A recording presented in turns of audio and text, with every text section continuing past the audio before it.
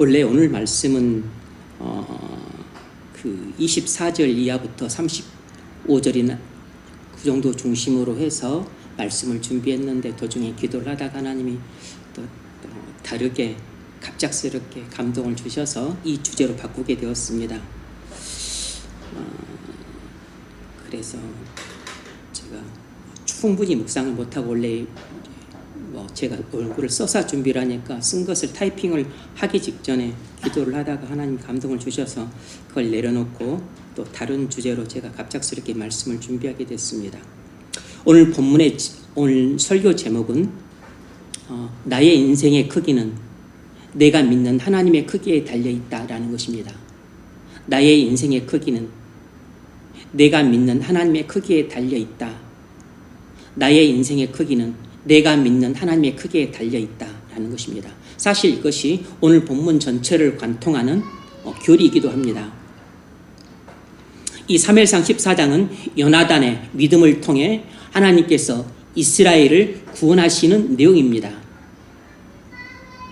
그렇다면 그 중심 소재는 요나단의 믿음이 무엇인가 하는 것을 살펴봐야 되는 것이죠. 요나단의 믿음은 무엇이었습니까? 요나단의 믿음의 크기는 어느 정도였을까요? 오늘 우리가 그것을 살펴보려고 하는 것입니다. 요나단은 어떤 하나님을 믿고 있었습니까? 6절과 특별히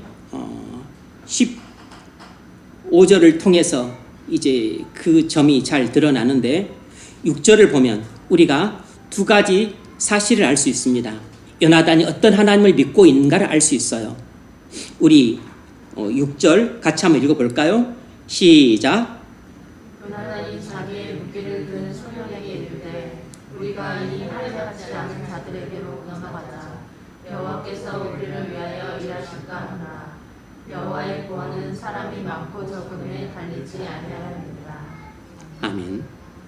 첫 번째로 알 수 있는 건 이것입니다. 요나단이 믿은 하나님은 어떤 분인가? 첫 번째로 요나단은 언약의 하나님을 믿고 있었다는 사실을 알 수 있습니다. 요나단은 언약의 하나님을 믿고 있었습니다. 6절 보면 우리가 이 할례 없는 자들의 부대에게로 건너가자. 여호와께서 우리를 위하여 일하실까 하노라. 할례는 언약의 증표입니다. 창세기 17장을 보면 하나님께서 아브라함에게 언약을 통해서 두 가지를 약속하세요.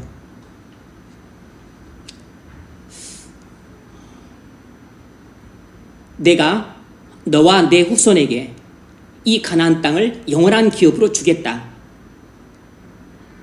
그리고 두 번째로는 나는 너희의 하나님이 되겠다 라고 하는 약속, 이 두 가지를 주십니다.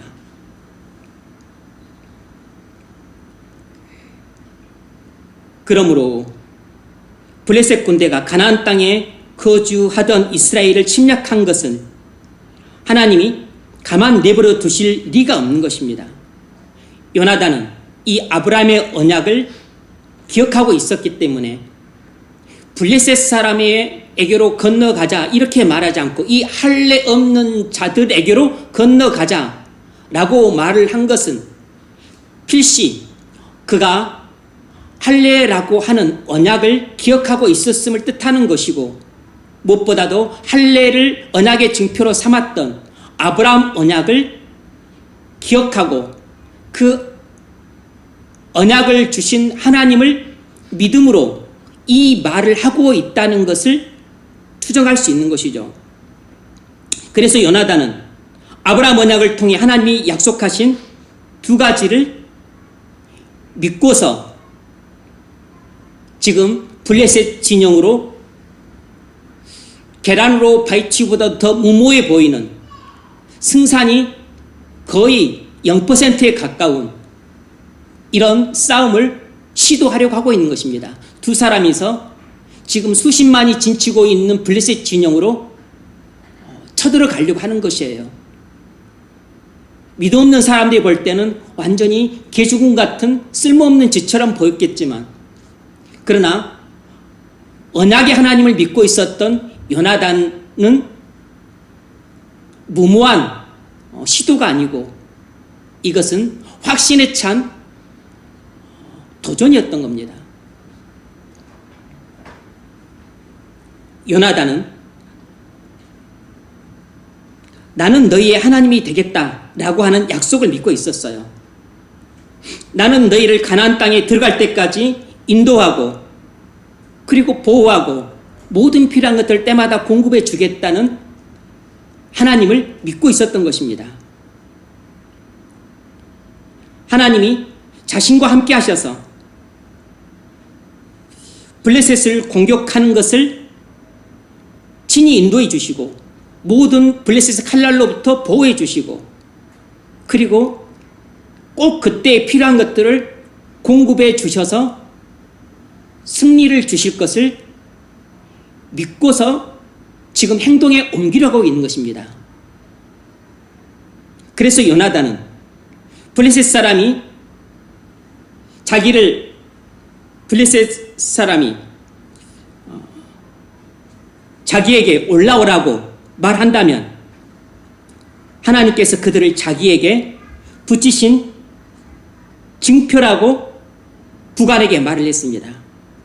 그리고서 하나님이 자기들을 인도하시고 보호하심으로써 자신에게 승리와 구원을 주실 것을 마음속에 굳게 믿고 지금 행동으로 옮기려 가고 있는 것입니다.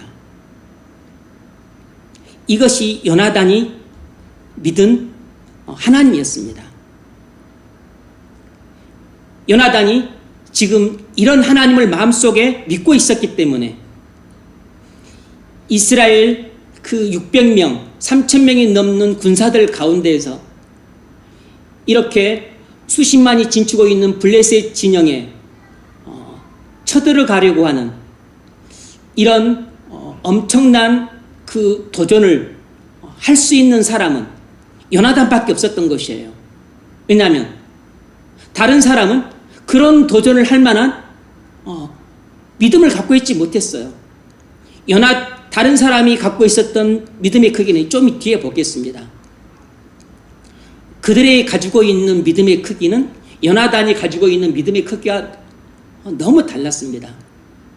요나단은 이렇게 중과 부적의 상황이었고 승산이 0%에 가깝고 게랄로 발치기보다 더 무모해 보이는 시도라고 사람들이 다 개죽으면 당한다고 뜯어 말리려고 하는 상황에서도 이건 전혀 게랄로 발치기가 아니고 하나님이 우리에게 승리를 주실 것이라는 마음속에 굳은 확신을 갖고 이런 그 용감한 순종을 할 수 있었던 것은 요나단이 믿은 하나님이 크기가 다른 사람들과 비교할 수 없을 정도로 엄청나게 컸기 때문이에요.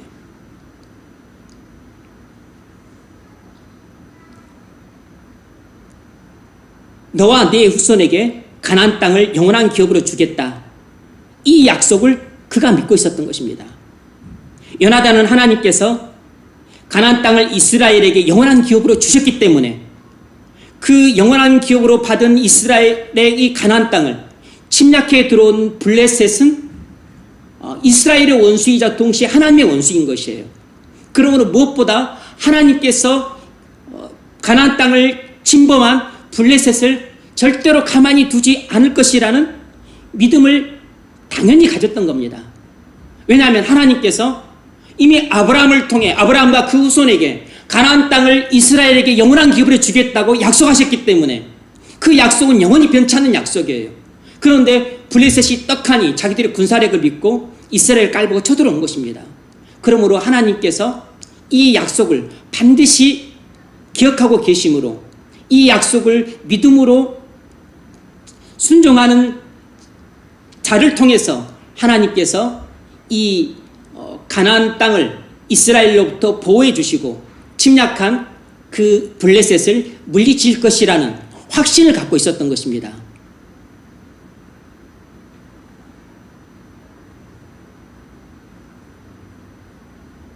요나단은 모든 이스라엘 백성들이 잠시 잊고 있었던 이 언약의 하나님을 굳게 믿고 있었던 것이에요. 이것이 바로 요나단이 믿는 하나님의 크기였습니다. 여러분, 우리도 언약의 하나님을 믿고 있습니다. 그렇다면 우리도 요나단처럼 이렇게 구체적으로 하나님이 아브라함 언약을 통해 약속하신 이 두 가지 약속도 구체적이고 그리고 세밀하게 믿고 있는지 점검해 보십시오. 요나단처럼 우리도 나는 너희의 하나님이 되겠다. 나는 너의 하나님이 되겠다. 라고 하는 약속을 믿고 계십니까? 그때 우리도 세상이 여러 가지 유혹으로 우리를 공격할 때 이 거듭나지 못한 불의한 세상에 음란하고 방탕한 유혹을 물리치라고 우리 자신에게 말하면서 세상의 유혹으로 공격받는 것에 맞서 싸우려고 할 것입니다. 이런 언약의 하나님이 약속하신 이 약속을 구체적으로 내가 마음속에 믿고 있을 때 세상은 우리를 돈으로 유혹하고 또 성적으로 유혹하고 또 방탕함으로 유혹합니다. 그래서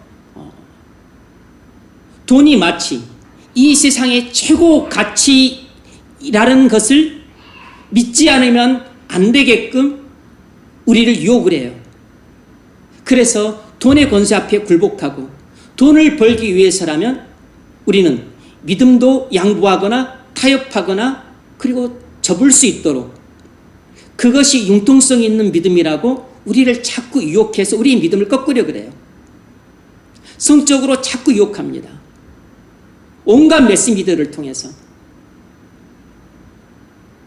예전에는 본 적도 없고 상상한 적도 없는 여러 가지 루트를 통해서 우리의 시각과 청각과 감각들을 관능적으로 유혹을 합니다. 옛날보다 우리의 마음을 지키는 것이 훨씬 더 어려워졌습니다.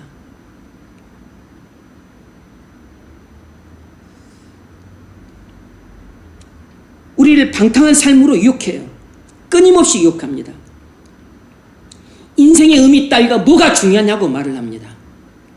그저 하루하루 즐겁게 살고 그리고 또 한 주 한 주 재미있고 신나고 그리고 내가 원하고 기뻐하는 대로 살지. 그렇게 살도록 유혹을 합니다. 그때 우리는 요나단처럼 언약을 통해 약속하신 두 가지를 마음속에 믿고 있어야 됩니다. 나는 너의 하나님이 되겠다. 오직 하나님만이 내가 하나님 나라에 당도할 때까지 나의 인도자여 보호자여 공급자가 되어주심을 믿고 의지하십시오. 그럴 때 날마다 우리가 하나님의 인도를 받으며 살 때 가장 안전하게 살 수 있습니다. 죄와 세상의 유혹이라는 이 공격을 물리치고 승리할 수 있어요. 그러면 우린 날마다 여호와께서 나의 하나님 되심을 경험하며 살 수 있습니다. 너와 내 후손에게 가나안 땅을 영원한 기업으로 주겠다. 이것은 하나님께서 우리에게 하나님 나라를 영원한 기업으로 주겠다는 그 약속을 마음속에 믿고 살아야 됩니다. 여호와께서 우리에게 하나님 나라를 영원한 기업으로 주시려고 하는 것은 사실 그보다 더 중요한 이유가 있는데 그건 하나님께서 여호와께서 나의 하나님이 되시기 위함인 것이에요. 내가 하나님 나라를 영원한 기업으로 받는 것도 큰 복이지만 그것보다 더 큰 복은 여호와께서 나의 하나님이 되시는 것입니다. 왜냐하면 하나님이 하나님 나라보다 더 크신 분이기 때문이에요. 하나님 나라는 하나님의 통치에 순종할 때 이루어지는 나라입니다. 하나님이 없으면 하나님 나라도 없는 것이에요. 그러므로 하나님 나라보다 더 크고 중요한 것은 하나님 당신입니다. 그러므로 우리는 여호와께서 나의 하나님이심을 믿으면 여호와께서 내게 하나님 나라를 영원한 기업으로 주실 것도 당연히 믿게 됩니다.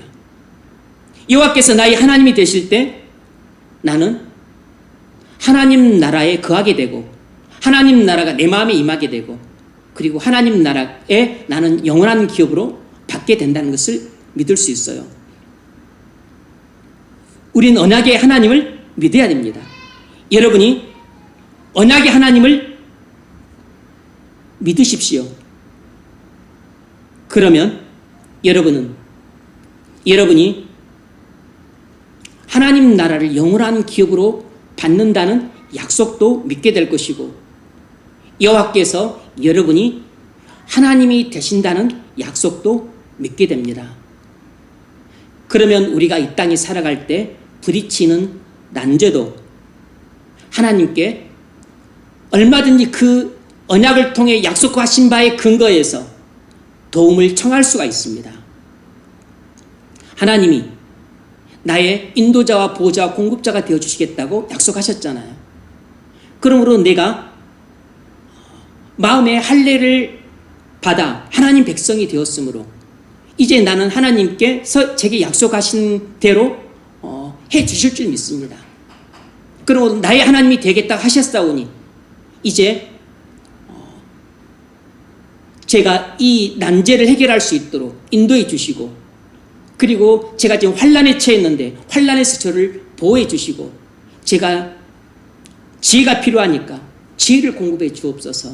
이렇게 약속의 근거에서 구할 수 있고 그러면 당연히 하나님은 그 언약을 통해 약속하셨기 때문에 안 지킬 수가 없는 것이 왜냐하면 하나님은 신실하신 분이시니까. 그리고 하나님은 당신의 목숨을 걸고 이미 약속을 하셨어요. 창세기 15장에서 아브라함과 언약을 맺을 때 새를 반쪽으로 쪼개가고 그리고 쪼갠 그 틈 사이로 하나님께서 친히 지나가셨어요. 그 이야기는 네가 이 언약을 어기면 내가 새가 쪼개지는 것처럼 나도 내 몸을 쪼개리라. 그리고 아브라함 네 몸도 이렇게 쪼개질 것이다 라고 약속하신 것이에요. 그러니까 서로 간에 목숨을 걸고 약속을 한 것입니다. 그러면 하나님께서 신실하신 분이 약속을 어길 리가 없는 것이에요. 우리는 이렇게 언약의 하나님을 믿고 그리고 약속하신 바를 믿을 때 이것이 내가 믿는 하나님의 크기가 되는 것입니다. 내가 믿는 하나님의 크기가 작으면 내 인생의 크기도 작아지는 것이고 내가 믿는 하나님의 크기가 커지면 내 인생의 크기도 자연스럽게 커지게 되는 것입니다.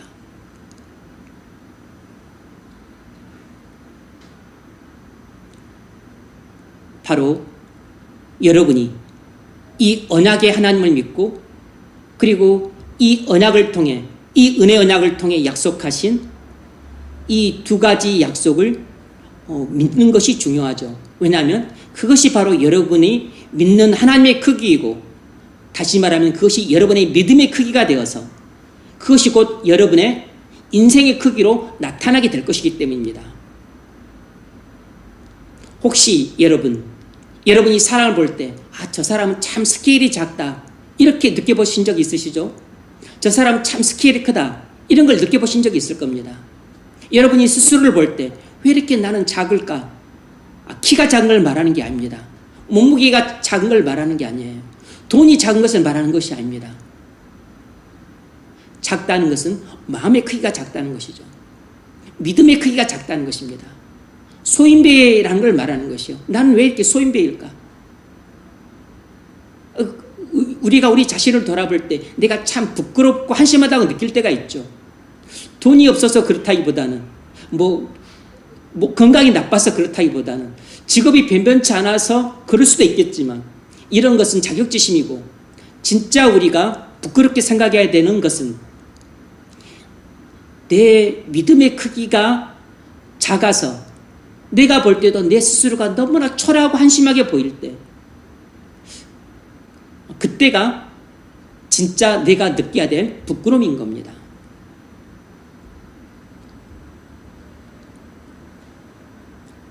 어떤 사람이 커 보이고 위대해 보이는 것은 그가 직장이 좋아서만이 아니에요. 그가 명문대를 나오고 또 학벌이 좋아서가 아닙니다.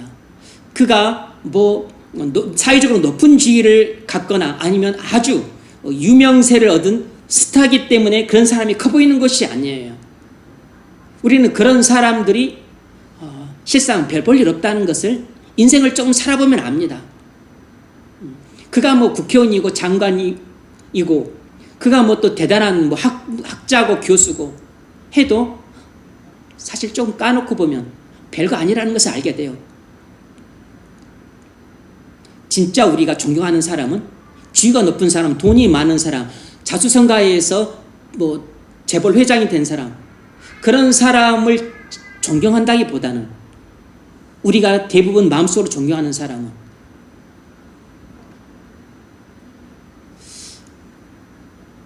인격의 크기가 큰 사람입니다.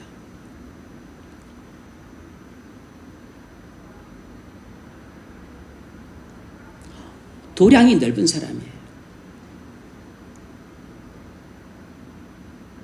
배신자를 용서하고 오히려 긍휼히 여겨주는 사람. 자기를 죽이려 하는 원수를 용서하고 자기 아들로 삼아주는 이런 손양훈 목사님 같은 이렇게 도량이 바다처럼 넓은 이런 사람이 큰 사람인 거죠. 우리는 그런 사람을 존경합니다.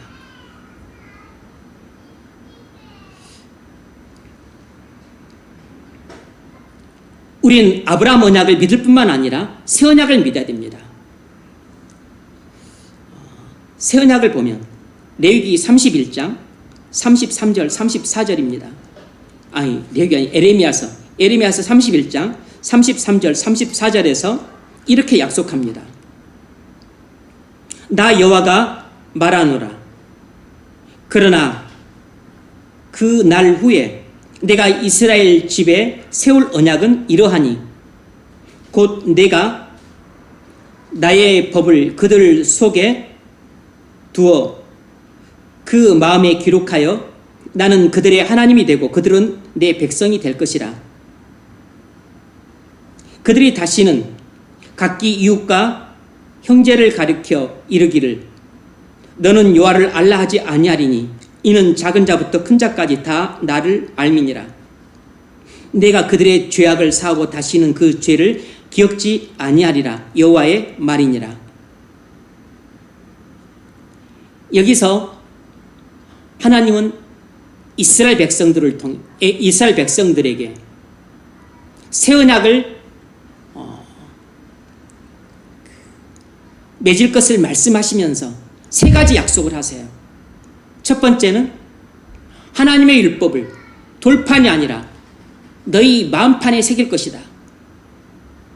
두 번째는 성령께서 너희를 친히 지도하실 것이다. 세 번째는 완전한 사죄를 약속합니다. 이 세 가지 약속을 통해서 하나님이 하시는 모든 은혜 언약에서 공통된 약속, 나는 너희 하나님이 되고 너희는 내 백성이 될 것이다 라는 것을 말씀을 하세요.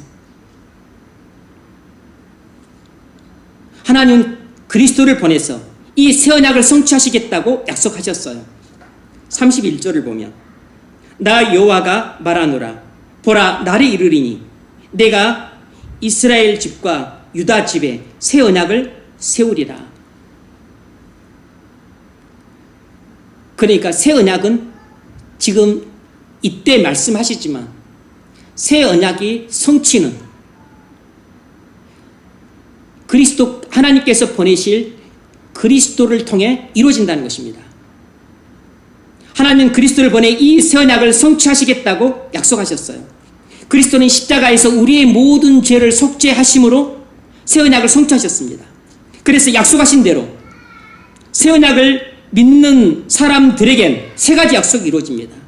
다시 말해서 그리스도의 속죄의 피를 믿는 사람들에겐 세 가지 약속이 이루어져요.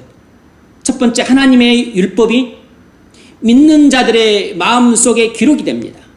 두 번째로, 성령께서 믿는 자들을 친히 가르치세요.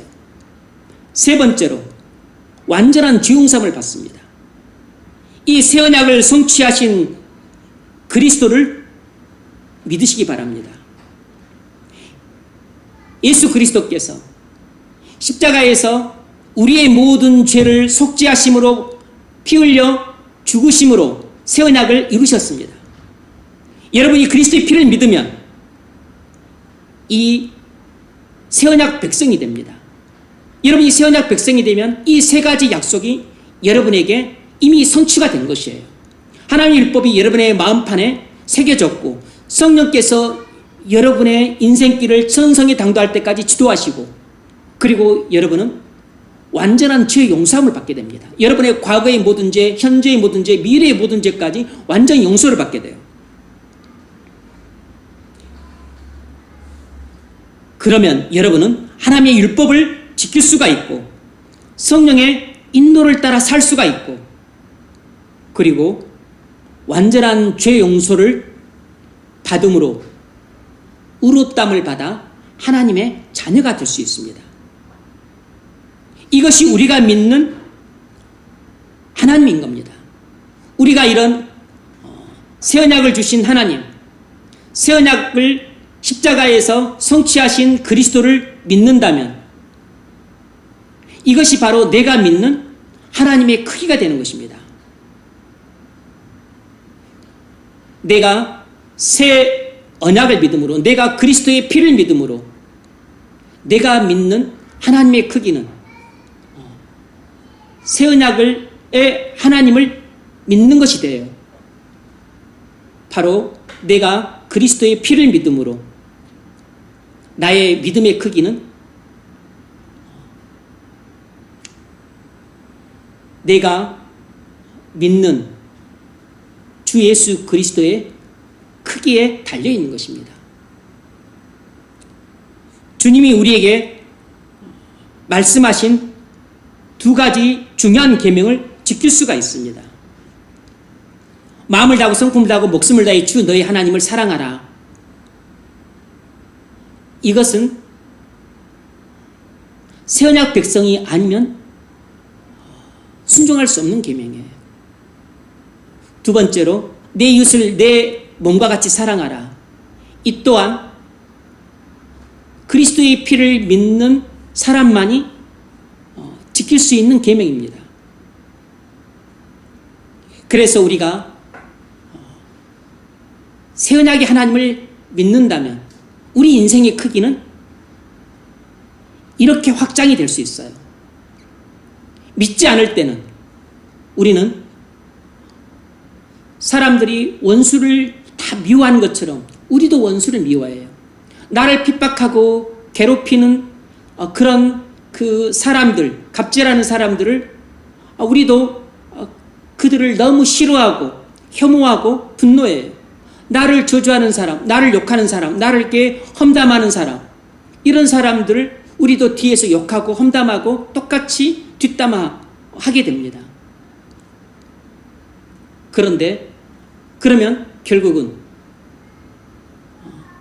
니나 나나 똑같은 사람이 되는 것이에요. 그냥 이전투구하는 개싸움이 되는 것입니다. 니도 개고 나도 개고 이전투구가 되는 것이에요.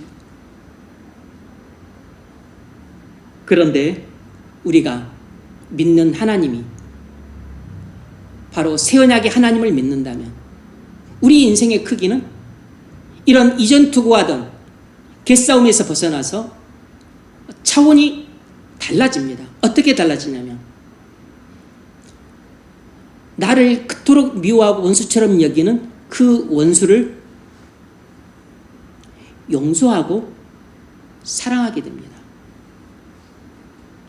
우리의 스케일이 커지는 것이에요.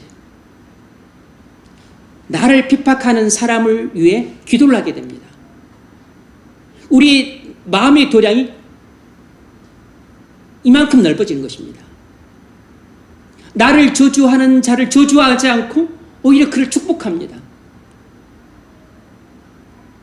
세상 사람들은 할 수 없는 그런 일을 하는 인격이 되는 것이에요. 소인배, 그냥 세상 사람들 같이 다 똑같은 그런 소인배의 부류가 아니고 소인배의 부류에서 벗어나서 대인배의 부류로 넘어갈 수 있게 되는 것이에요. 내게 상처를 주고 배신한 사람을 용서할 뿐만 아니라 긍휼히 여길 수 있게 됩니다. 다른 사람을, 나를 배은망덕한 사람을 긍휼히 여기는 것은 아무나 할 수 있는 게 아니에요. 그것은 자기가 믿는 하나님의 크기가 커야만 내가 배은망덕한 이 배신자요, 내게 상처 준 사람을 긍휼히 여겨줄 수 있는 것이에요. 욕심이 많고 이기적인 사람을 악하다고 정죄하지 않고 불쌍히 여겨주는 사람도 누구냐면, 이런 인격을 가진 사람은 그가 믿는 하나님의 크기가 큰 사람이기 때문에 이렇게 마음의 도량이 넓어지고 사는 인생의 크기도 커지는 것이에요. 이것이 여러분의 인생의 크기가 될 수 있기를 바랍니다. 우리가 아무리 얼굴이 잘생기고 키가 크고 직장이 좋아서 돈도 잘 벌고 그리고 학벌도 좋아서 남들이 다 부러워할 만하고 집안도 또 좋아서 다 그냥 부러워할 만한 집안이고 한다 하더라도 나라고 하는 인간이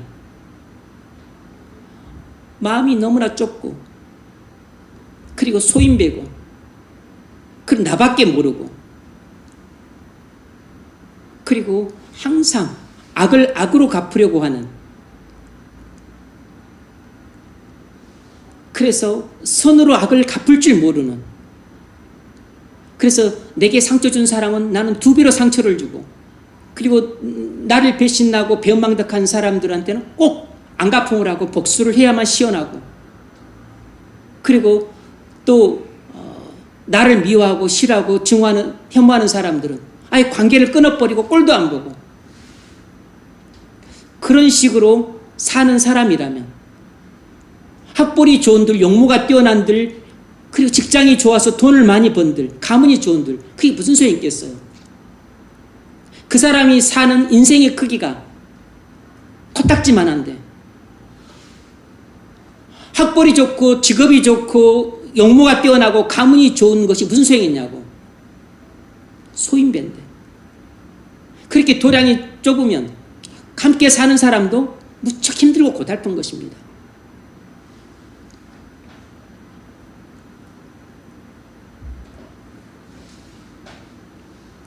우리 인생의 크기는 돈의 크기에 달려있지 않고 학벌의 크기에 달려있지 않고 직업의 크기에 달려있지 않고 용모의 크기에 달려있지 않고 가문의 크기에 달려있지 않아요. 우리의 인생의 크기는 우리가 믿는 하나님의 크기에 달려있습니다.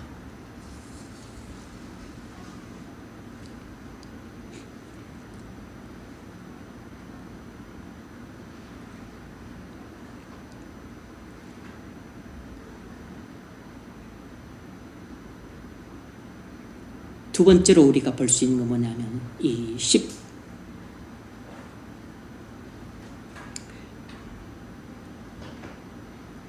14절, 15절인데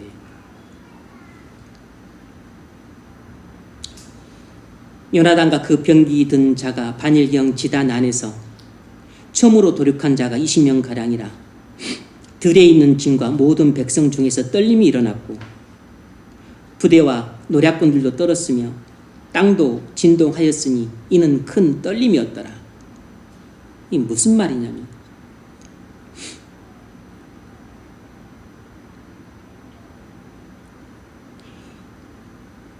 요나단은 하나님이 주신 확신에 순종해서 두 명이서 수십만 대군이 진치는 블레셋 진영으로 공격해 들어갔습니다. 중과부적이기 때문에 승리는 사실상 불가능했어요. 근데 무신심사로 들어간지 모르겠지만 그냥 확실한 것은 요나단 마음속에 승리에 대한 확신이 있었다는 것이에요. 구원에 대한 확신이 있었다는 것입니다. 왜냐하면 그것은 6절 하반절에 나오는 거죠. 구원은 사람의 수에 달려있지,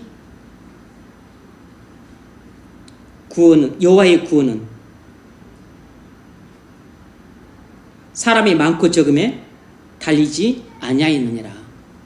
그러니까 요나단의 마음속에는 구원은 사람의 많고 적음에 달려있는 것이 아니고 하나님이 함께 하심에 달려있다는 이 굳은 믿음이 있었어요. 그 믿음을 갖고 요나단이 부관과 함께 둘이서 블레셋 진영으로 쳐들어간 것입니다.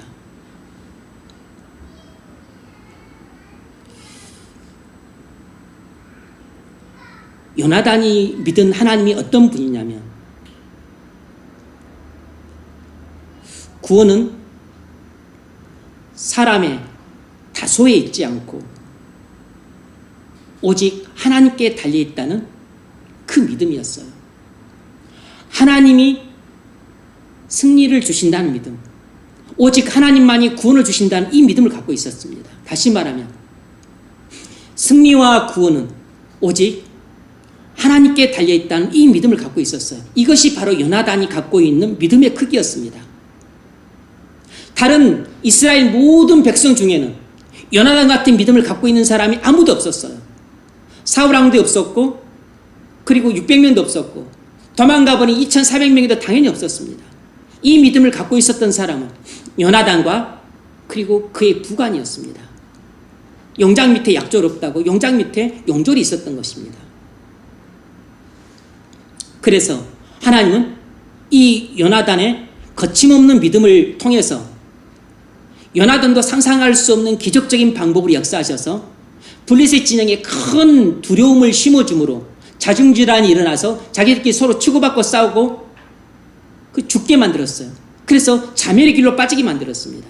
물론 요나단과 그의 부관이 먼저 앞서서 그 반일지경이라고 하는 것은 쉽게 말하면 반핵타를 말합니다. 반핵타르. 하루 반나절 동안에 사람이 경작할 수 있는 그 너비가 반일지경이에요. 이 반핵타르입니다. 그 넓이를 쏘돌아다니면서 두 명이서 20명가량을 죽였던 것입니다. 그 일련의 과정을 통해서 하나님께서 때가 되자 블레셋 진영에 공포를 내려주심으로 블레셋 사람들이 두려워 떨면서 눈이 뒤집어지면서 자기들끼리 치고받고 싸우면은 자중질환에 빠져 자멸하게 만드셨어요.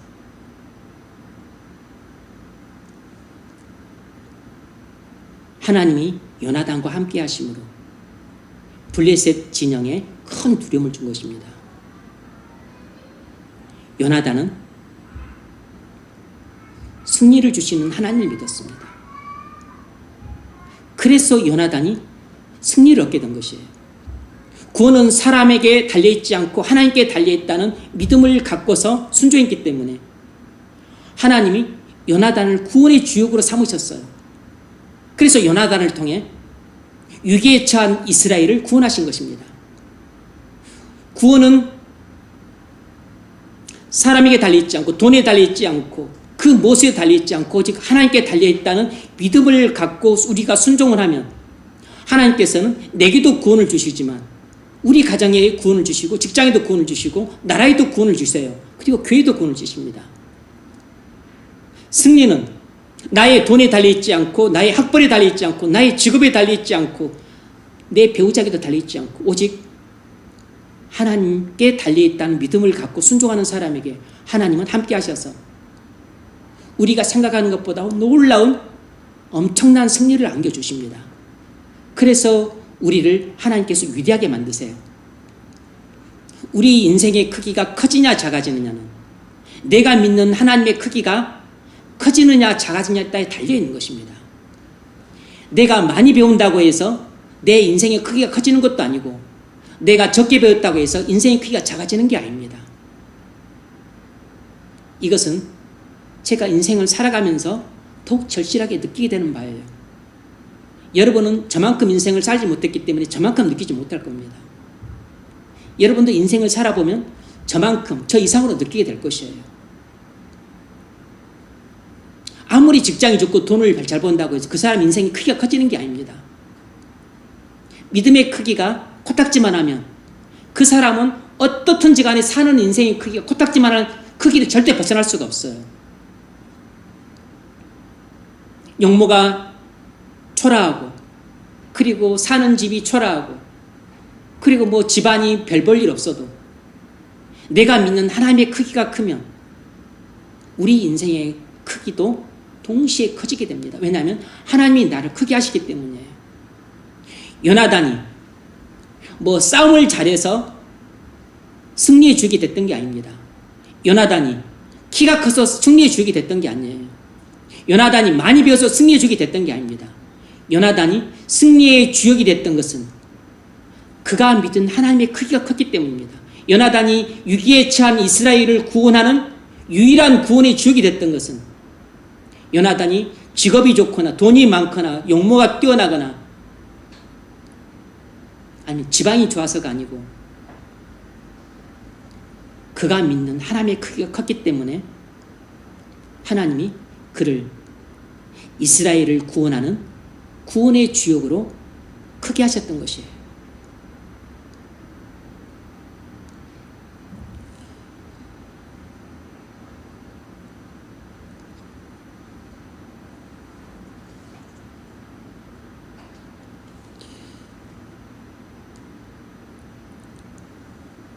가끔씩 교회 생활하다 보면 뭐 장로님들도 되게 많고 권사님들도 뭐 아주 그냥 셀 수 없이 정도로 많지만 장로님도 권사님도 아니고 그냥 뭐 평범한 뭐 서리 집사님이시지만 자세히 보면 완전히 교회에 보호와 같은 존재들이 계세요. 저는 아주 놀랐습니다. 그냥 아주 평범한 뭐 여자 집사님이신데 구역장을 맡는데 얼마나 신실하게 그 일을 잘 감당하는지 몰라요. 첫 번째는 자기의 그 영혼 관리를 잘합니다. 말씀을 매일같이 묵상하고 그리고 묵상하면 또 그 자리에서 엎드려서 또 간절히 기도를 해요. 그러면서 하나님과 교통을 합니다. 이래서 그분은 눈이 열려 있어요. 하나님의 음성도 듣습니다. 놀랍게 그가 아주 불순종을 하게 되면 하나님이 그의 눈을 막 닫아버리시고 귀를 닫아버리시는 것도 체험을 해서 그거 막 두려워 떨어요. 하나님 앞에 두려워 떱니다. 그리고 영혼을 불쌍히 여기는 마음을 주셔서 그렇게 누가 돈도 안 주는데 그렇게 하라고 떠밀지도 않는데 그렇게 전도를 합니다.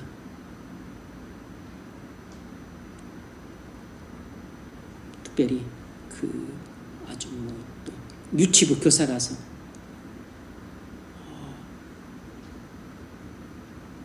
놀이터 가가지고 그렇게 꼬마들 전도를 해요.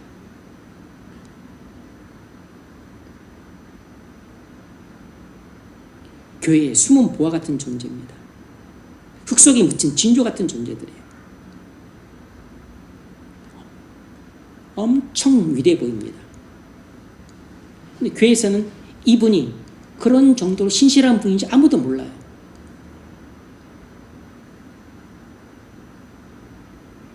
그가 그렇게 위대해 보이는 것은 저보다 나이가 많아서가 아니고 학벌이 좋아서도 아니고 돈이 많아서도 아니에요. 그의 배우자가 뭐 위대해서도 아닙니다. 자식들이 뭐 훌륭해서도 아니에요. 그가 믿는 하나님의 크기가 아주 커 보이는 것입니다. 그래서 그의 그 삶에 그 살아가는 그 지평이 되게 넓어요. 자신이나 자기 또 남편이나 뭐 또 자기 뭐 자식들 이것만 생각하는 게 아닙니다. 목회자들을 생각하고 교회 전체를 생각하고, 그리고 무엇보다 늘 하나님 앞에 살아가요. 코람디오로 살아갑니다. 하나님 나라를 생각해요. 그래서 돈도 안 나오는 일인데 그렇게 전도를 하는 것이에요.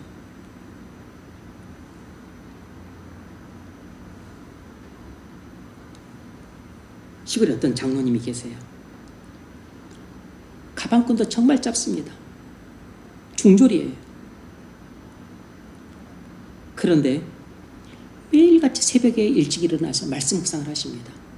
너무 시골 깊숙이 바뀌었기 때문에 그러니까 예배하러 밖으로 나가기도 곤란해요. 그냥 일어나서 당신이 말씀 묵상을 하세요. 그리고 또 새벽 기도를 하십니다. 그리고 또 매일같이 또 이제 본인이 그 요양원을 하셨기 때문에 예배를 인도를 하셔야 돼요. 그러니까 또 본인이 또 말씀 준비도 하십니다. 뭐 그냥 그래서 훌륭한 게 아니고 순종하는 삶을 살아요. 거룩한 삶을 삽니다. TV를 특별한 경우가 아니면 안 봐요. 왜냐하면 봐서 유익될 것이 없다는 것입니다.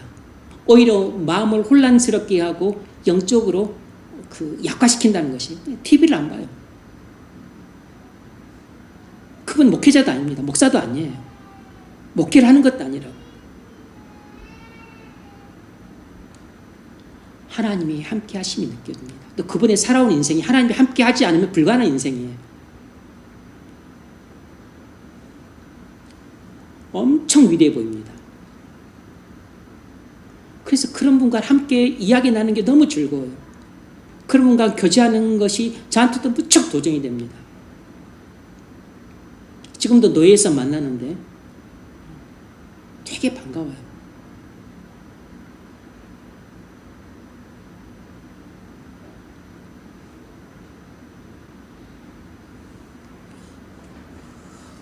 우리 인생의 크기는 학벌의 크기가 아닙니다. 우리 인생의 크기는 직장의 크기가 아니에요. 우리 인생의 크기는 돈의 크기가 아닙니다. 우리 인생의 크기는 키 크기가 아니에요. 가문의 크기도 아닙니다. 우리 인생의 크기는 내가 믿는 하나님의 크기에 달려있는 겁니다. 이것을 정반대로 보여주는 인물들이 있는데 앞서 예전에 다뤘던 것처럼 세 부류의 사람들이에요. 그게 바로 사울왕과 600명의 사람들입니다. 사울왕과 600명의 사람들. 그리고 두 번째 부류는 블레셋에게 포로로 잡혀서 끌려 나온 사람들이거나 용병들. 이들도 이스라엘 사람들이었던 거죠. 그 세 번째 부류는 에브라임 산지로 도망치고 숨었던 도망병들, 탈영병들. 이 세 부류 사람들의 믿음의 크기는 조금씩 다를 수 있지만 공통점은 이들은 눈에 보는 것에 의존하는 사람들이었습니다. 그래서 사울과 600명이 이 블레셋의 대군을 보고서 낙심해서 두려움에 사로잡아 석류나무 아래 퍽죽으리 그렇게 주저앉아 있었던 것은 그들의 믿음의 크기를 보여주는 것입니다.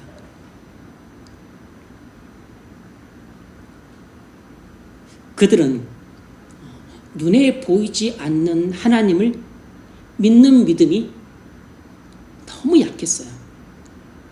사실상 거의 없다시피 했습니다.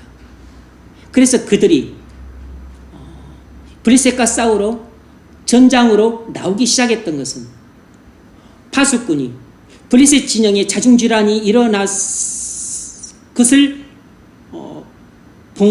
보고를 받은 후에요. 그러고 나서 블레셋 진영에서 오히려 그 혼란이 더욱더 극심해지는 것을 본 후에야 사울이 이제 가면 블레셋과 싸워서 우리가 이길 수 있겠다는 판단이 선 후에 그때서 블레셋과 싸우려고 믹마스 전장으로 나갔던 겁니다. 그러니까 사실상 그들은 눈에 보이지 않는 하나님을 믿고 있었다고 말을 할 수가 없어요. 그들이 믿었던 것은 자기들 눈에 보이는 것을 믿고 있었던 것이죠. 그들은 언약의 하나님을 믿고 있었다고 말할 수 없어요. 입으로는 믿는다고 말하겠지만 마음속으로는 믿고 있지 않았던 것입니다. 요나단처럼 언약 속에서 약속된 바를 믿고 있었다고 말할 수 없어요. 왜냐하면 실제로 순종하지 않았으니까. 그래서 이 사울과 이 600명이 보여준 그들의 그 삶의 크기가 이렇게 초라하고 왜소한 것이에요. 상황이 나쁘면 낙심하고 두려움에 떨면서 그냥 자포자기한 상태에 있는 것입니다. 그러다가 상황이 유리해지고 전세가 또 유리해지면 그때서야 눈에 보이는 것이 좋아질 때 그때서야 비로소 이길 수 있다고 판단하고 그때서야 움직이는 것입니다. 뭐죠? 믿음이 작아도 너무 작은 사람들인 겁니다. 영적인 소인배들이에요. 영적인 난장이들입니다. 코딱지만한 믿음을 갖고 있는 사람들인 거예요. 근데 누가 그런 사람들이죠? 바로 우리가 그런 사람들인 경우가 대부분이에요. 우리는 연하 같은 사람이 되기를 바라지만 우리가 실생활 속에서 살고 있는 우리 모습을 보면 눈에 보이는 것에 의존해서 살아갈 때가 너무 많아요. 하나님 백성은 오직 믿음으로 말미암아 사는 사람이라고 규정했음에도 불구하고 우리는 눈에 보이지 않는 하나님을 믿고 살기보다는 눈에 보이는 상황을 믿고 의지하며 살 때가 너무 많습니다. 그래서 지금 내 몰골이 참 초라하고 형편없으면 내 자신을 보고 낙심을 하는 겁니다. 우리 가정을 위해 기도를 했어도 바뀌는 게 하나도 없으면 낙심을 하고 또 불안해하고 그리고 또 좌절에 빠져요. 교회를 위해서도 기도했지만 바뀌는 게 없으면 이것도 낙심을 하고 또 체념을 하고 합니다. 나라를 위해 기도를 해도 좋아지는커녕 점점 더 나빠지니까 이것도 기도해도 소용없다고 그냥 그렇게 또 투덜댑니다.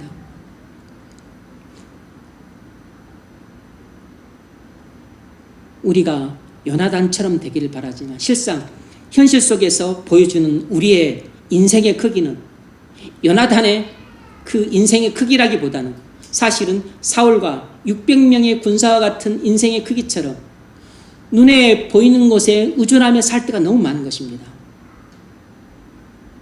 그래서 우리가 눈에 보이는 상황이 좋으면 또 웃고 희낙낙거리고 의기양양했다가 눈에 보이는 상황이 또 나빠지면 금세 낙심하고 또 불안에 떨고 두려워하고 사시나무 떨듯이 떨면서 흔들립니다.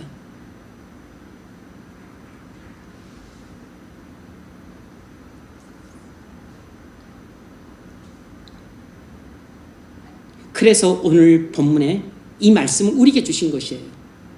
요나단 같은 믿음의 사람이 되라고 하는 권면의 말씀이기도 하지만 사울과 600명의 군사들처럼 눈에 보이는 것이 좋으면 그때서야 승산이 있다 생각하고 움직이고 눈에 보이는 상황이 나쁘면 그냥 낙심하고 걱정하고 불안에 떨고 두려워서 꼼짝달싹 못하는 그렇게 사시나무 떨듯이 떠는 그런 사람이 되지 말라는 것입니다. 바로 그런 부류의 거의 동질의 사람들이 바로 블레셋에게 포로 잡혔던 사람들이거나 또 블레셋에게 용병으로 고용된 그 이스라엘 사람들이에요. 그들도 블레셋 진영에 자중질환이 일어나서 자기들끼리 치고받고 싸우고 자멸해 가니까 그때서야 이스라엘에게 돌아와서 연합군 편성해서 그때서야 블레셋을 공격하게 되었습니다. 물론 그들의 상황을 모르는 바가 아니니까 전혀 이해를 못하는 바는 아니지만 그들도 눈에 보이는 것에 의존하는 사람이라는 것은 틀림없는 것입니다. 더 한심한 사람은 아예 블레셋 대군을 보고 겁에 질려가지고 오금을 저리면서 에브라임 산지로 도망쳐 버렸던 사람들이에요. 더 심한 경우는 요단강을 건너서 아예 내빼버린 사람들입니다. 왜 그랬죠? 그들이 믿는 하나님의 크기가 그렇게 작았던 겁니다. 다시 말하면 그들이 믿는 하나님은 거의 허상이었던 것이에요. 그러니 그들이 믿는 하나님이 거의 허상이었기 때문에 그들이 믿고 살았던 거죠? 눈에 보이는 것을 믿고 살았던 겁니다. 그래서 눈에 보이는 것에 의존하며 사는 것이에요. 그래서 배우자를 정할 때도 얼굴 예쁜가? 학벌 좋은가? 직장 좋은가? 돈 잘 버는가? 집안은 어떤가? 눈에 보이는 것만 자꾸 따지는 것입니다. 그런데 이것은 본성을 가진 인간은 다 그래요. 그럼 어떻게 해야 되죠? 믿음이 약하니까 그런 겁니다. 성령으로 충만하지 못하니까 그러는 것이에요. 말씀으로 충만해 보시고 성령으로 충만해 보십시오. 그러면 우리의 본성을 말씀과 성령이 제어를 하고서 말씀과 성령이 우리 마음을 주장을 하게 됩니다.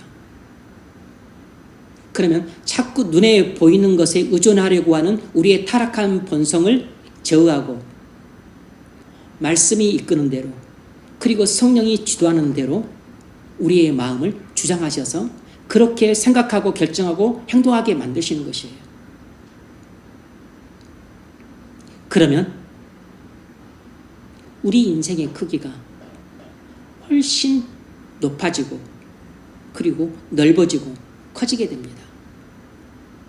그렇지 않으면 내 본성이 이끈 대로 살게 되면 나는 예수 믿지 않는 불신자와 별반 다를 바 없는 선택을 하게 되고 결정을 하게 돼요. 내 인생의 크기는 세상의 불신자들의 그 소인배와 같은 모습과 비슷하든가 심지 때로는 세상의 불신자들보다 훨씬 못한 결정을 내리거나 행동을 할 때가 있어요.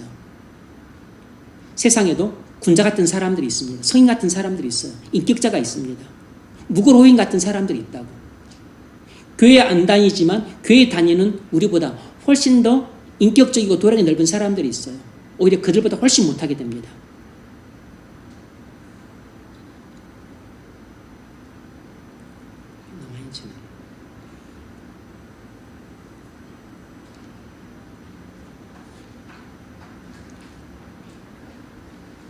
요나단의 믿음의 크기는 여기서 끝나지 않습니다. 나중에 이제 다윗이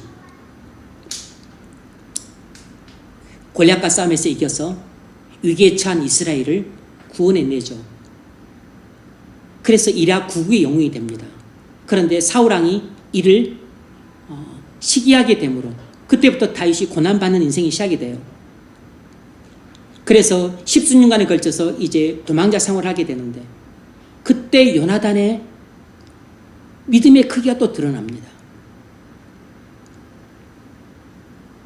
아버지 사울의 손에서 다윗의 목숨을 요나단이 구해줘요. 불의한 아버지 사울에게 다윗이 얼마나 의로운 사람이고 무고하고 그리고 나라를 위해 필요한 인재인지를 아버지에게 설득시키고 변명을 해줍니다.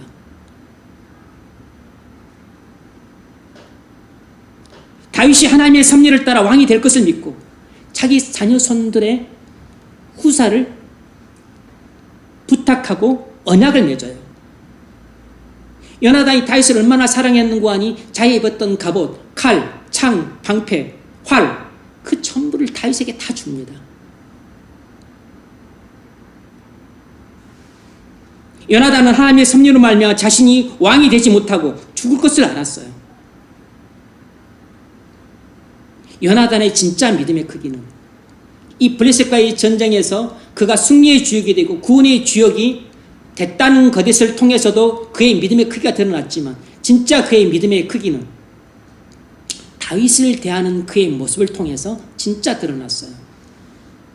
요나단도 인간인지라 다윗이 그렇게 부각됨으로 그 얼마 전에 치솟았던 자신의 인기도 사그러들고 아버지 다윗도 면이 안 서고 아버지 다윗이나 자신보다도 온 신하들과 국민들이 다 다윗만 추앙을 해요.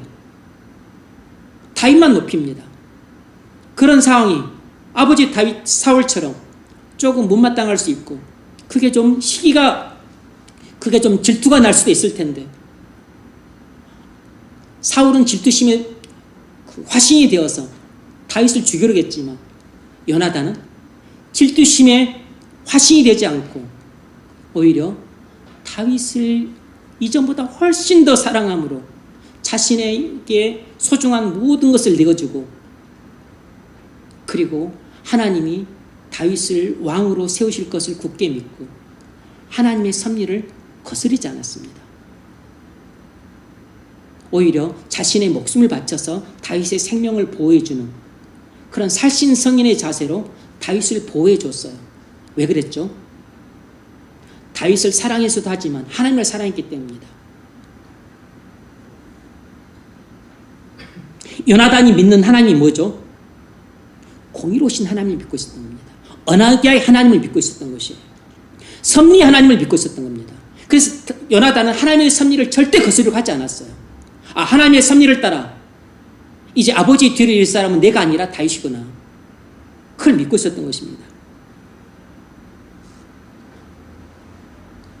그리고 구원의 하나님을 믿고 있었어요. 요나단은 정말 큰 사람입니다. 믿음도 큰 사람이고 그리고 사랑도 큰 사람이에요. 그리고 그의 인격이 큰 사람입니다. 왜 요나단에는 비교적 그렇게 장수하지 못하고 짧은 인생을 살았지만 이렇게 그의 인생이 크게 컸죠? 요나단이 믿는 하나님의 크기가 컸기 때문입니다.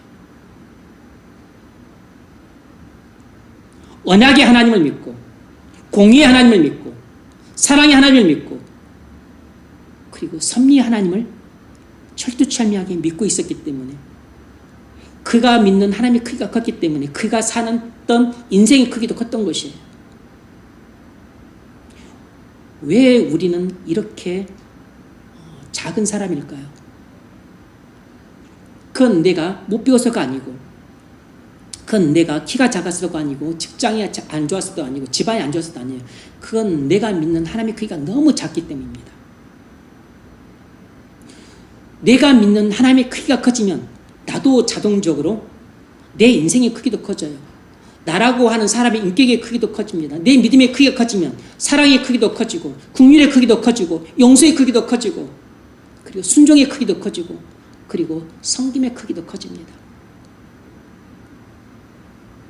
내 믿음의 크기가 작은 것은 내가 믿는 하나님의 크기가 너무 작기 때문에 하나님을 너무 옹졸한 하나님을 믿고 있는 겁니다. 너무 코딱지만한 하나님을 믿고 있는 것이에요.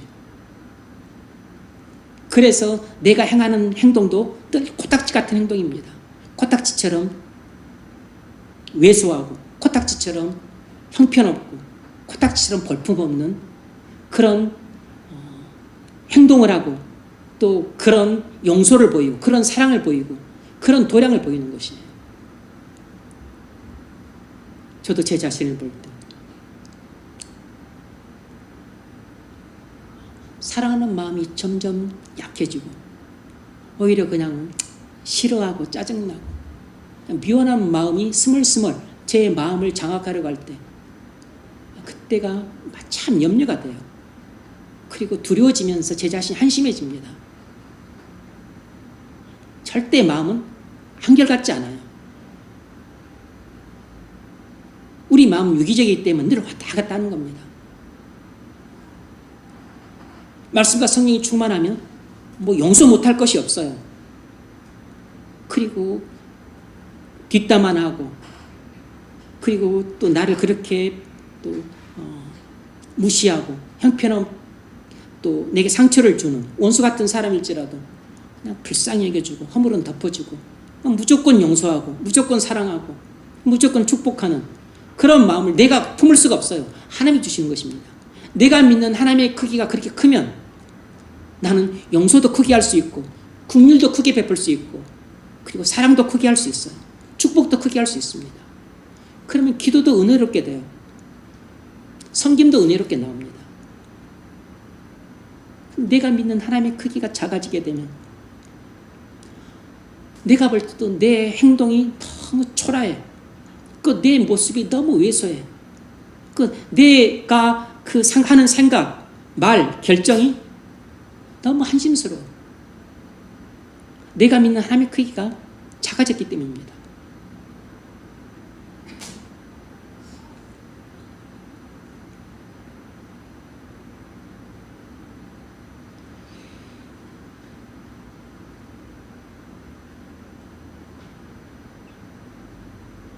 여러분, 다윗은 훌륭한 믿음의 사람입니다. 왜 다윗이 훌륭한 믿음의 사람이었을까요? 골리앗과 싸움에서 이겼습니다. 골리앗은 몸집이 거인이었지만 다윗은 믿음이 거인이었어요.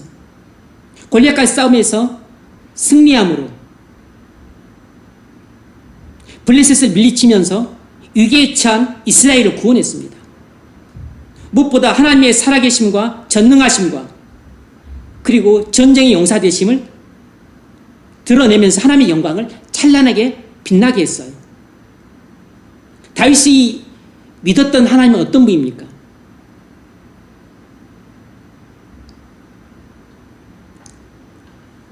사무엘상 17장을 보면 다윗이 믿었던 하나님은 구원의 하나님입니다. 그가 나를 사자의 발톱과 곰의 발톱에서 건져내었은즉 이 블레셋 사람의 손에서도 나를 건져내시리다. 다윗은 언약을 따라 약속하신 대로 자신을 이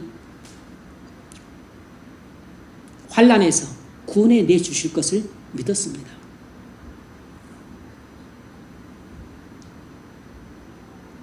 그는 하나님 만군의 여호와 되심을 믿었어요. 이스라엘 군대의 총사령관 되심을 믿었습니다.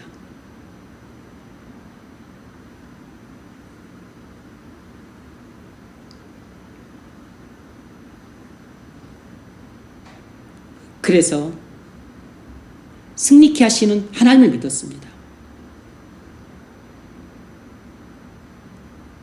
구원은 칼과 창에 있지 않고 하나님께 있음을 믿었습니다. 승리는 사람의 힘에 달려있지 않고 하나님의 힘에 달려있다는 것을 믿었어요. 승리와 구원은 칼과 창이 아니라 하나님의 함께 하심에 달려있다는 걸 믿었습니다. 다시 말하면 다윗은 하나님은 만군의 여호와시라는 걸 믿었고 하나님은 하나님의 군대의 총사령관이시라는 걸 믿었습니다. 승리와 구원은 오직 하나님께 달렸다는 걸 믿었어요. 당시에 다윗이 믿는 하나님의 크기는 이스라엘에서 가장 컸습니다. 그러니까 결국 온 세상에서 가장 컸던 것이에요. 다윗은 그 후에 이스라엘 군대의 장이 되었고 국의 영이 되어서 국민들의 추앙을 받았습니다.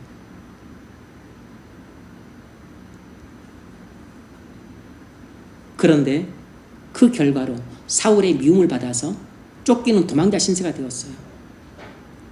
그런데 도망자 신세가 되었을 때 엔게디 동굴과 하길라 산에서 어떻게 했습니까? 사울 왕을 죽일 기회가 있었지만 부하들이 죽이자고 성화를 부렸지만 다윗은 절대로 금했습니다. 여호와께서 기름 부으신 자를 해하는 것을 여호와께서 금하신다고 말하면서 옷자락을 베고 도망갔거나 아니면 창과 물병만 가지고 그냥 도망쳤어요.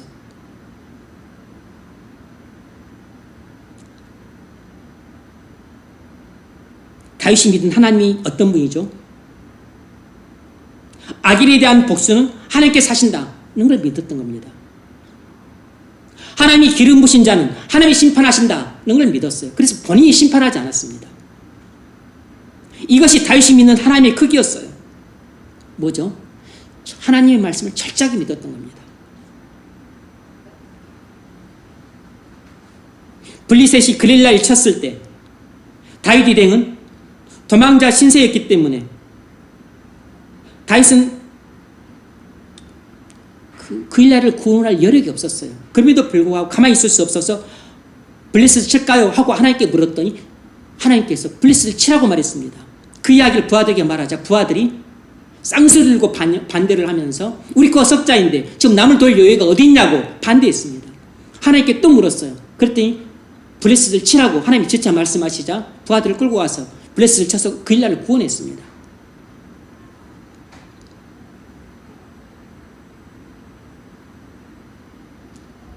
그 후에 다윗은 사울이 자기를 찾으러 올 것인가를 하나님께 물었고 또 그 일날 사람들이 자기를 사울에게 붙일 것인가를 물었습니다. 하나님이 사울이 올 것이고 그 일날 사람들이 너를 사울에게 붙일 것이라고 대답해 주셨어요.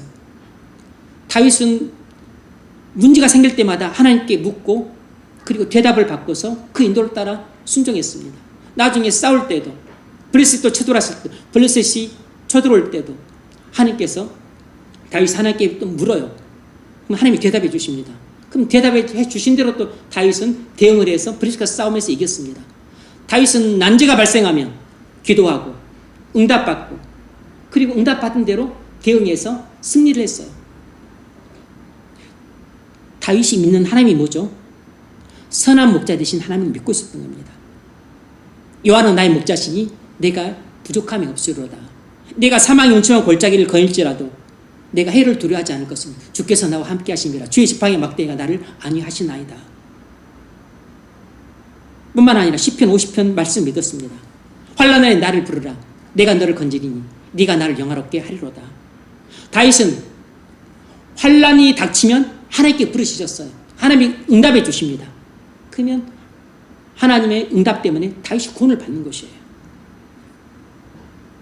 사울과 요나단이 죽자 다윗은 애통해하며 금식하고 애가를 지어 불렀습니다. 불의했지만 하나님의 기름 부으신 이스라엘 왕이었던 사울을 죽인 아말렉 사람을 처형시켜버렸어요. 왜죠? 하나님의 기름 부으신 자는 오직 하나님이 심판하신다는 것을 믿고 있었기 때문에 하나님이 기름 부으신 사울 왕을 손댄 아말렉 사람을 살려둘 수 없었던 것입니다. 하나님께서 다윗이 바세바와 간음하고 그 남편을 죽인 죄를 책망하자 다윗은 즉시 하나님께 자신의 죄를 고백하고 회개하면서 하나님의 긍휼을 구했습니다. 여호와의 그 제사는 상한 심령이라 주께서 상하고 토기하는 것을 멸시치 아니하시리다 하면서 주의 성신을 내게서 거두지 말아달라고 하나님께 긍휼을 구했습니다. 다윗이 믿는 하나님이 어떤 분이었죠? 회개하는 자에게 긍휼을 베풀어 주신 하나님이심을 믿었습니다. 그 믿음을 따라 그가 비록 죄를 범하고 악을 행했지만 하나님께 용서를 구하고 그래서 긍휼을 입어서 용서를 받았어요. 다윗이 압살롬 반란에 피해 도망갈 때 시므이가 다윗을 저주했습니다. 그때 아비새가 시므이를 죽이려 하자 다윗이 뜯어 말리며 말했습니다. 시므이가 나를 저주하는 것은 하나님께서 저를 시키셨기 때문에 그렇게 하신 것이다. 뭘 믿은 거죠? 다윗은 하나님의 섭리를 그대로 받아들였습니다. 자신이 저주를 받고 그리고 치욕을 당하고 부끄러움 당을 그대로 받아들였어요. 이것이 다윗이 믿고 있었던 하나님입니다.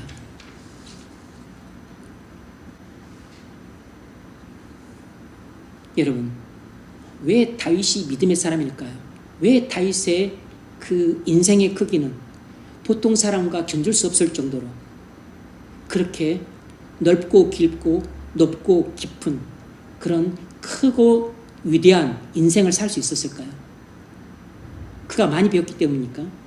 용모가 수려했기 때문인가요? 지방이 좋았기 때문인가요? 아닙니다. 그는 목동이었습니다. 아무것도 없는 목동이었어요. 그는 키가 그리 크지도 않았습니다. 많이 배우지도 않았어요. 다윗의 인생이 위대했던 것은 그가 믿는 하나님의 크기가 컸기 때문입니다. 이스라엘에서 최고로 컸기 때문이에요. 그래서 하나님의 큰 사랑을 받았고 큰 긍휼을 입을 수 있었던 겁니다. 미국의 어떤 목사님의 사모님이 이렇게 말했습니다. 미국의 남자만 잡아먹는 사자를 풀어놓는다면 그 사자는 아마 미국에서 굶어 죽을 것이다. 그 말은 무슨 말이냐면 미국에는 건버스만 남자지 진짜 남자다운 남자는 거의 없다는 것입니다. 그래서 사자가 진짜 남자를 잡아먹으려고 해도 잡아먹을 남자가 없다는 것이에요. 오늘날 교회 안에도 남자들이 넘쳐나지만 교회 안에 진정한 남자가 없다는 것입니다. 16살, 18살, 20살짜리 남자가 있는 반면에 30살 남자, 40살 남자, 50살 남자, 60살 남자, 10살 남자 이런 남자들이 없다는 것이에요. 진정한 남자는 어떤 남자겠습니까? 호되가 멀쩡한 남자, 많이 배고 똑똑한 남자, 직장이 좋고 돈 잘 버는 남자, 믿음의 3대, 4대, 5대 가문의 남자, 그런 남자를 두고 말하는 게 아닙니다. 진정한 남자 어떤 남자일까요? 요나단처럼 모두가 안 된다고 말할 때 싹 무시하고 하나님을 믿고 그리고 하나님 말씀을 따라서 믿음으로 순종하는 사람, 믿음의 크기가 큰 사람이 진정한 남자인 겁니다. 자신이 믿는 하나님의 크기가 정말 큰 사람이 진정한 남자인 것이에요. 그런 진정한 남자가 살아가는 인생의 크기도 큰 것입니다. 어떤 여자가 진정한 여자일까요? 키 크고 얼굴이 예쁜 여자? 머리도 똑똑하고 돈도 잘 벌고 직장도 좋은 여자? 공주처럼 잘 자라고 집안에서 또 집안도 좋은 그런 여자? 아파트까지 준비해가지고 시집 오는 여자? 그런 여자가 진정한 여자일까요? 그런 여자도 매력이 없지는 않죠. 우리가 다 잘생긴 거 좋아하고 공부 잘하는 거 좋아하고 또 직장 좋은 거 좋아하고 그리고 돈 많은 것도 좋아하죠. 근데 진정한 여자가 어떤 여자일까요? 교회 안에 진정한 남자가 없겠습니까? 교회 안에는 진정한 여자도 없어요. 진정한 여자도 드문답니다. 어떤 여자가 진정한 여자겠습니까? 모두가 안 된다고 말을 할 때 요나단처럼 다른 사람들 말 듣지 않고 하나님 말씀 듣고 오직 믿음으로 목숨을 걸고 그리고 하나님 말씀에 헌신하는 여자, 그런 여자가 진정한 여자죠.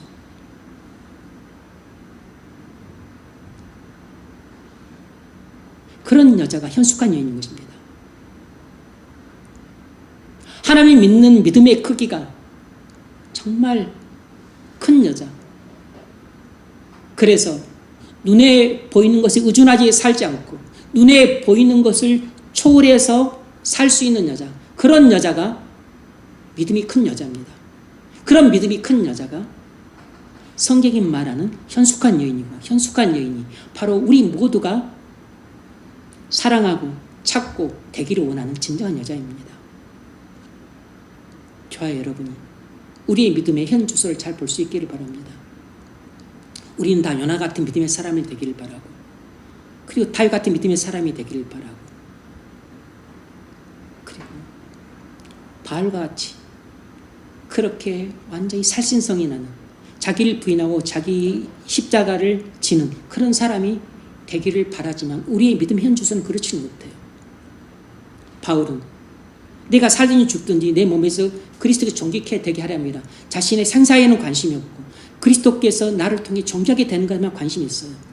내가 너희의 믿음과 헌신을 위해서 내가 내 피를 뿌릴지라도 나는 기뻐하고 너희와 함께 기뻐하고 너희도 나와 함께 기뻐하라고 말할 정도로, 너희가 믿음으로 살고 헌신할 수만 있다면 나는 너희를 위해서 기꺼이 피를 뿌리겠다는 그런 믿음을 가진 사람, 그렇게 실제로 살았던 사람, 그래서 결국은 목이 잘려서 죽은 사람, 그런 사람이 큰 사람이죠.